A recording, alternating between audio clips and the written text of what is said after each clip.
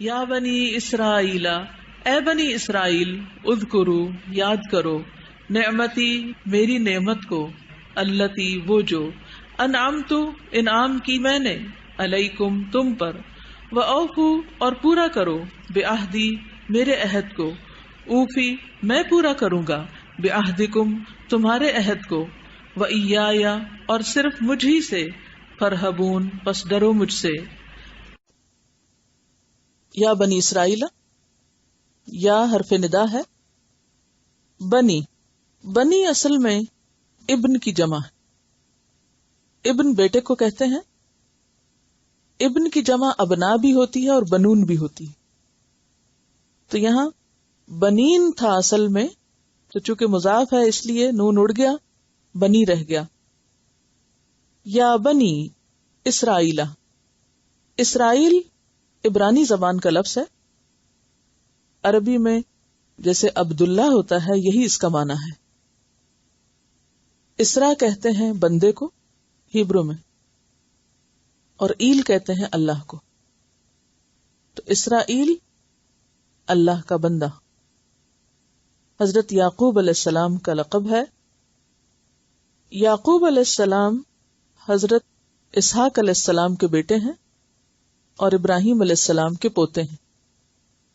یہ دو بھائی تھے، یعقوب اور عیسو، دوسرے کا نام عیسو تھا، تو دونوں میں کچھ بنتی نہیں تھی، تو ان کی والدہ نے ان کو اپنے بھائی کے پاس بھیج دیا، شمالی عراق کے ایک علاقے پدان آرام میں، جہاں یہ تقریباً 20 سال رہے۔ وہاں ان کی شادی بھی ہوئی، بچے بھی ہوئے، بلکہ سارے بچے سوائے بنیامین کے وہیں پیدا ہوئے، یوسف علیہ السلام سمیت 11 بیٹے وہیں پر پیدا ہوئے شمالی عراق میں۔ 20 سال کے بعد یہ ہبرون یا کنعان کی طرف آئے، اور وہاں ان کے بیٹے بنیامین پیدا ہوئے، اور بنیامین اور یوسف علیہ السلام کی والدہ ایک تھی جن کا نام راحیل تھا، وہ بنیامین کی ولادت کے بعد فوت ہو گئی۔ بہرحال یعقوب علیہ السلام جب 20 سال کے بعد لوٹے تھے تو اس کے بعد بائبل کا بیان ہے، چیپٹر کا نام ہے پیدائش، اور آیت نمبر 10 ہے، باب 35 ہے۔ فدان آرام سے آنے کے بعد خدا نے یعقوب سے کہا، تیرا نام آگے کو یعقوب نہ کہلائے گا بلکہ تیرا نام اسرائیل ہوگا، سو اس نے اس کا نام اسرائیل رکھا۔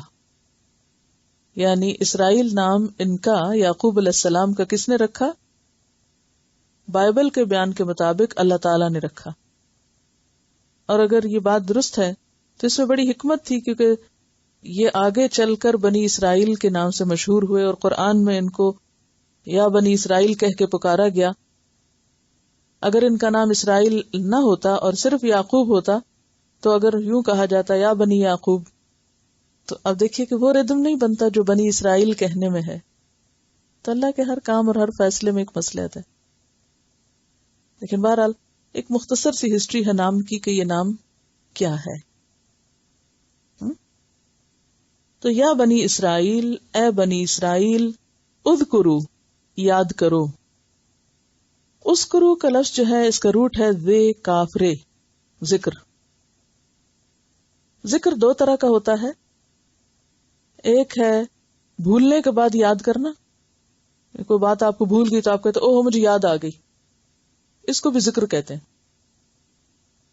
اور ایک ہوتا ہے مسلسل یاد کرنا، یعنی بھولنے کے بعد نہیں، بس یاد کرتے چلے جانا۔ زبان یا دل پر کسی بات کا آنا، یہ ذکر ہوتا ہے۔ ذکر کیا ہوتا ہے؟ زبان یا دل پر کسی بات کا آنا، خواہ کوئی بات پہلے سے یاد ہو یا یہ کہ بھولنے کے بعد یاد آئے۔ جیسے آپ اللہ کا ذکر نماز میں کر رہے ہوتے ہیں تو اتنے میں بیچ میں اور ذکر بھی آ جاتے ہیں، بھولے ہوئے بھی۔ تو اذکرو یاد کرو، نعمتی میری نعمت۔ نعمت جو ہے یہ اسم جنس ہے، اسی لیے میں نے اس کا ترجمہ یہاں نعمتیں کیا ہے، کیونکہ صرف ایک نعمت نہیں تھی نا، بہت سی نعمتیں تھی. تو اسم جنس جو ہوتا ہے عربی میں، اس میں واحد اور جمع دونوں کا معنی پایا جاتا ہے، مذکر مؤنث کا بھی پایا جاتا ہے. یعنی ناؤن ہے بیسیکلی، لیکن ایسا ناؤن کہ جس میں سنگولر اور پلورل دونوں ہی ایک کٹھے ہوتے ہیں، یعنی ترجمہ کیا جا سکتا ہے. تو یاد کرو میری نعمتیں. نعمت کیا چیز ہوتی ہے؟ نعمت نون عین میم اس کا روٹ ہے. فضل، کرم، عطا، فیض، بخشش، نوازش، احسان، انعام، خوشحالی، یہ سارے معنی ہیں نعمت کے. تو آپ خود سوچیں کہ جب ہم لفظ ایک نعمت عربی کو بول دیتے ہیں، کتنی ساری چیزوں کو اس میں سمیٹ لیتے ہیں. تو جب یہ کہا گیا کہ میری نعمتیں یاد کرو، تو یہ ساری چیزیں بیچ میں آ جائیں گی کہ جو بھی میں نے تم پر احسان کیے، تمہیں بخششیں کی، نوازشیں کی، جو کچھ تم کو دیا، جو فضل دیا، جو عزت دی، جو خوشحالی دی، دنیا کی نعمتوں میں سے جو کچھ انعام کیا، وہ سب چیزیں علیکم تم پر. وَأَوْفُوا اور پورا کرو. اوفو کا لفظ جو ہے وفا سے ہے، اردو میں بہت استعمال ہوتا ہے. واو فے یہ روٹ ہے. وفا کہتے ہیں عہد پورا کرنا یا ناپ تول کو پورا کرنا. اس کا اپوزٹ غدر ہوتا ہے. وفا کا لفظ معنی پورا کرنا، بس چاہے ناپ تول پورا کرے یا وعدہ پورا کرے، عہد نبھائے، یہ سب وفا کہلاتے. تو وفا کا لفظی معنی کیا؟ پورا کرنا، یعنی پورا پورا دینا. تو اس کا اپوزٹ ہے غدر. غدر کس کو کہتے ہیں؟ دھوکے کو. غدار جس سے نکلا ہے، یعنی بے وفا. تو اوفو پورا کرو وفا سے. بے عہدی میرا عہد. عہد پیچھے گزر چکا ہے نا. اوفی میں پورا کروں گا، بے عہدکم تمہارے عہد کو، یعنی جو عہد تم سے میں نے کیا. وَإِيَّايَ پیچھے پڑھا، ایا کا پڑھا ہے، اب یہ ایا ہے. ایا تاکید کے لیے بیسیکلی آتا ہے. مراد یہ ہے کہ مجھ سے، صرف مجھ سے. فرہبونی، فرہبون کا روٹ ہے رے ہے بے.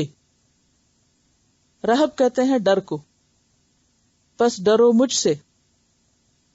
ڈر کی بھی تو کئی قسمیں نا، خوف، خشیت، رہب، روب، یہ سارے ڈر ہیں. تو راہب کا کیا معنی ہے؟ اسی سے لفظ راہب نکلا ہے. راہب کون ہوتا ہے؟ ڈرنے والا، پرہیزگار. عیسائیوں کے ہاں جو ان کے متقی پرہیزگار لوگ ہوتے ہیں، خدا ترس، ان کو کیا کہتے ہیں؟ راہب. تو راہب کا لفظ رہب سے ہی ہے، جیسے ہمارے ہاں پرہیزگار متقی کا لفظ ہے. تو ایسا خوف جس میں اضطراب اور احتیاط ہو، بے چینی بھی ہو، ڈر لگتا ہو، اور پھر بچے بھی صحیح انسان اس چیز سے جس سے وہ ڈرتا ہے، یا اس کے ڈر سے، ناراضگی سے. اور صرف مجھ سے، بس ڈرو مجھ سے، تاکید کے لیے یعنی ریپیٹ کیا گیا. اصل میں ریپیٹیشن کیوں ہوتی ہے؟ ریپیٹیشن کا کیا فائدہ ہوتا ہے؟ ایک چیز کیوں ریپیٹ کی جاتی؟ یاد دہانی کے لیے، اہمیت کو سامنے لانے کے لیے، اور کوئی وجہ؟ تاکید کے لیے. اچھا، کہتے ہیں کہ repetition is mother of skill. کیا مطلب ہے؟ کوئی بھی چیز جب آپ نے سیکھنی ہو نا، کوئی اسکل آپ کو حاصل کرنی ہے، کوئی علم حاصل کرنا ہے، تو ریپیٹیشن کے بغیر ہو ہی نہیں سکتا، پکا ہی نہیں ہو سکتا. اسی لیے آپ کو کہا جاتا ہے 10 دفعہ پڑھ کے آئیں، 5 دفعہ پڑھ کے آئیں، ریپیٹ کریں سبق بار بار بار بار بار بار، تاکہ بھولے نہیں. ریٹینشن کس سے ہوتی ہے؟ صرف ایک دفعہ پڑھ لینے سے نہیں ہوتی، بار بار پڑھنے سے ہوتی ہے. تو یہاں بھی آپ دیکھیں گے کہ خود قرآن کے اندر الفاظ میں بھی ریپیٹیشن ہے، معنی میں بھی ریپیٹیشن ہے، تاکہ بندے بھولے نہیں، بات اچھی طرح یاد کر لیں، سمجھ جائیں، سمجھانے کے لیے. تو سیکھنا ممکن نہیں جب تک کہ آپ ریپیٹ نہیں کریں گے، ریپیٹیشن سے کام نہیں لیں گے. منافقین اور کفار کے ذکر کے علاوہ خاص طور پر اہل کتاب کو خصوصیت اور اہتمام کے ساتھ مخاطب کیا گیا. اور جیسا کہ ہم جانتے ہیں کہ مدینہ میں یہود کے کچھ قبائل آباد تھے، اور مدینہ کے علاوہ خیبر میں یہود کی باقاعدہ ایک حکومت تھی، یعنی ان کا اپنا علاقہ تھا. وہ مدینہ میں بنو نذیر، بنو قریظہ اور بنو قینقاع آباد تھے.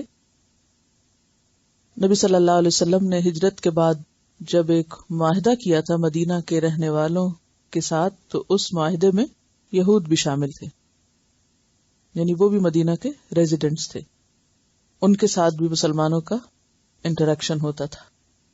تو یہاں آیت نمبر 40 سے لے کر آگے بہت ساری آیات بنی اسرائیل یا اہل کتاب یا یہود کے بارے میں ہوں گی، اور ان میں انہیں کچھ باتوں کی تلقین کی گئی ہے.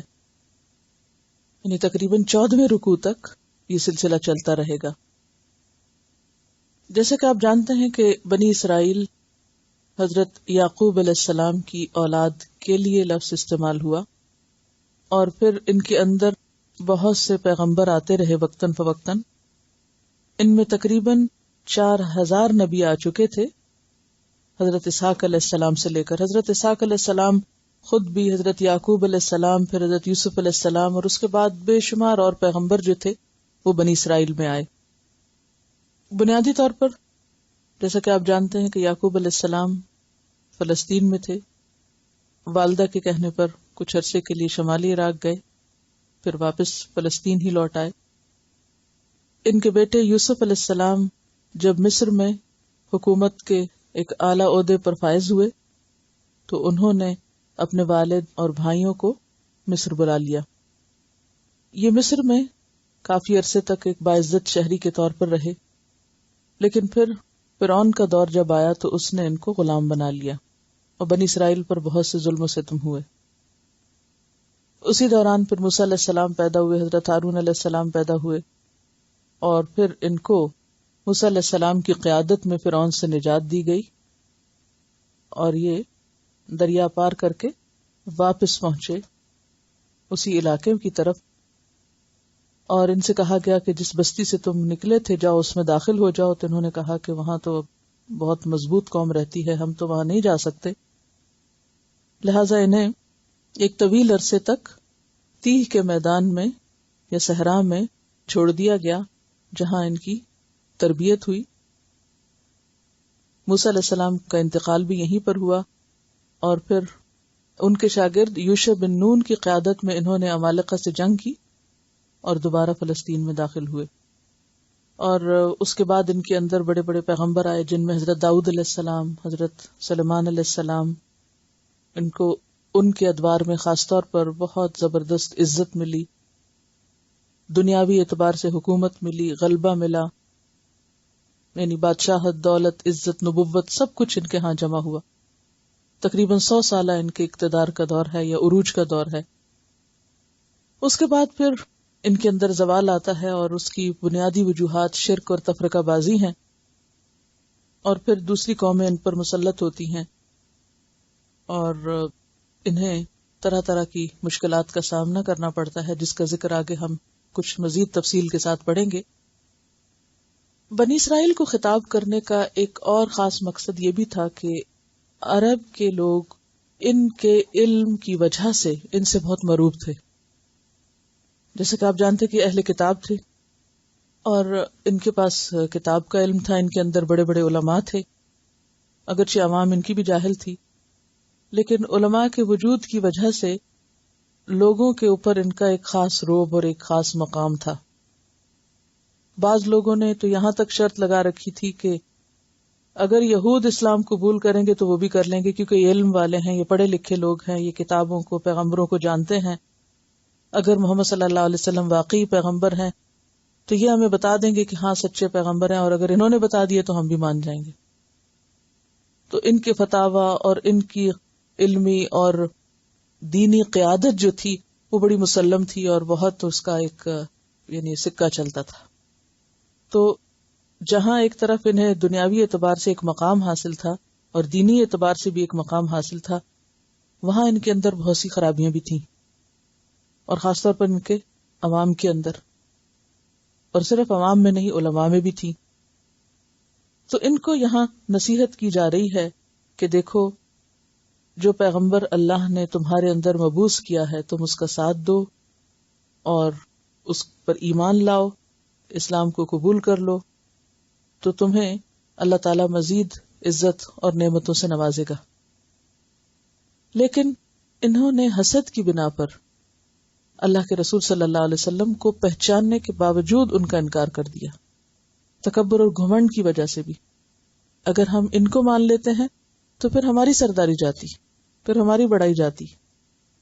اور ان کو شوق کس بات پہ لگا، یا ان کو تکلیف کیا تھی کہ پیغمبر ہماری نسل میں سے کیوں نہیں آئے، بنی اسرائیل میں سے کیوں نہیں، بنی اسماعیل میں سے کیوں. عربوں کو تو وہ امی کہتے تھے، ان پڑھ کہتے تھے کہ ان کو تو کچھ آتا ہی نہیں، یہ تو کچھ جانتے ہی نہیں، تو ان کے اندر کیوں پیغمبر آ گیا. اگر یہ ہمارے بیچ میں سے ہوتا تو پھر ہم اس کا ساتھ دیتے.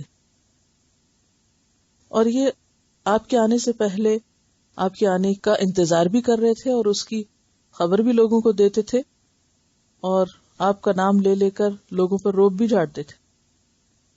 لیکن جب آپ آ گئے، تشریف لے آئے، تو سب سے پہلے یہی آپ کے مخالف بن گئے، آپ سے تھریٹنڈ فیل کرنے لگے. تو ہم اس پس منظر میں ان آیات کو سمجھنے کی کوشش کرتے ہیں. ارشاد فرمایا، یا بنی اسرائیل، اے بنی اسرائیل، اذکروا نعمتی، یاد کرو میری نعمت یا میری نعمتیں. اللہ نے بندوں پر جتنی بھی نعمتیں عام کی ہیں، چاہے وہ بادشاہت ہے یا دنیا کا مال و دولت ہے یا اور طرح طرح کی نعمتیں ہیں، ان میں اصل نعمت یا سب سے بڑی نعمت دین کی نعمت ہوتی ہے. تو اگرچہ بنی اسرائیل کو عروج ملا، بادشاہت ملی، دنیا کی حکومت ملی، بہت کچھ ملا، لیکن ان سب چیزوں سے بڑی چیز جس کی طرف اشارہ ہے وہ کیا ہے کہ تمہیں دینی سیادت ملی. سیادت کس کو کہتے ہیں؟ سرداری کو، لیڈرشپ. تمہیں دینی لیڈرشپ ملی. تمہارے اندر اللہ نے بے شمار انبیاء بھیجے، پیغمبر بھیجے. تو میری ان نعمتوں کو یاد کرو، یعنی جو میں نے انبیاء کی شکل میں اور کتب کی شکل میں